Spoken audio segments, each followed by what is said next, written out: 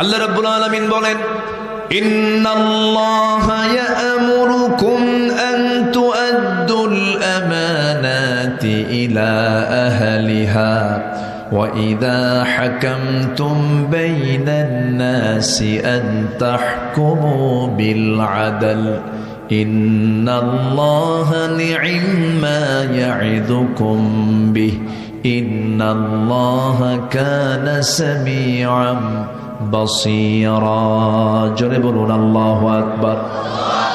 যখন তোমরা বিচার ফয়সালা করবে, ইনসাফ কায়েম করবে, আদালত কায়েম করবে, যেন কম বেশি না হয়ে যায়, কারণ ইআদিলু হুয়া আকরাবু লিত্তাকওয়া, সঠিক বিচার করবে, এটাই হলো তাকওয়ার পন্থা।